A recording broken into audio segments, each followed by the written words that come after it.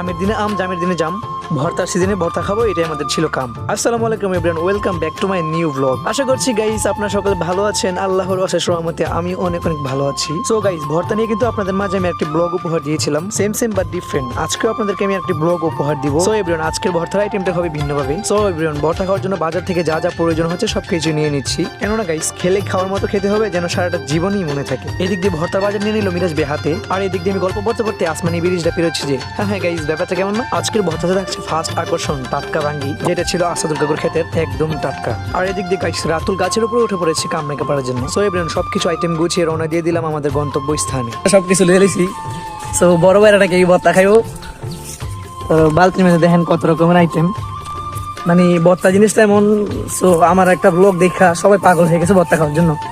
তো আজকেও নাকি মানে ভর্তা খাইতেই বই পাগল, ঠিক আছে? তো সবকিছু আবার রেডি করে আজকের ভর্তাটা আরো সুন্দর হবে, যে সাথে অনেক কিছু আসে, সেগুলো দেখতে পারবেন আপনারা ভিডিওর মাধ্যমে।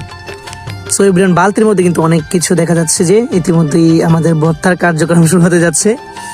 সো এইগুলো একটা করে আমরা স্লাইস করে নিব, ভিডিওর মাধ্যমে দেখতে পারবেন কতগুলো আইটেম নিয়ে আজকে ভর্তা খাবো আমরা।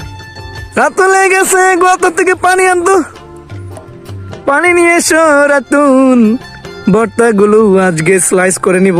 আর যারা ভর্তা খাইছেন ইতিমধ্যেই চলে আসুন মাছগাঙ্গে। সো গাইস, গলাটা ভেঙে গেছে গা, তার কারণে কিছু কইতে পারতাছি না, মানে কিছু কথা আবার ঠিক কথা বুঝছেন গাইস, গলাটা খুবই ভেঙে গেছে গা।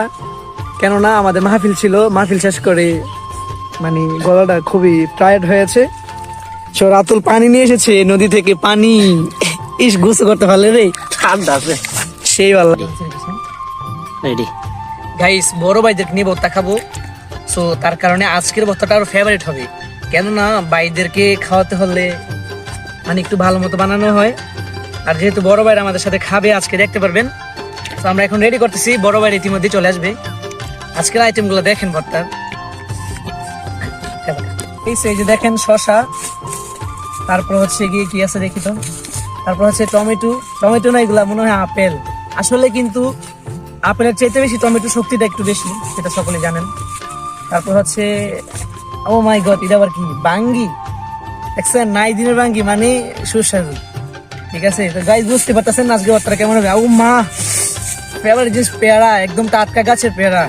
তারপর হচ্ছে যে তেঁতুল, এটা যদি আমার গাইস মানে 2 ফুট লাগবে আমি খাই নিতাম, 2 ফুটলে আমার জন্য ওকে, আমি 2 ফুটলে খাই নিতে পারবো।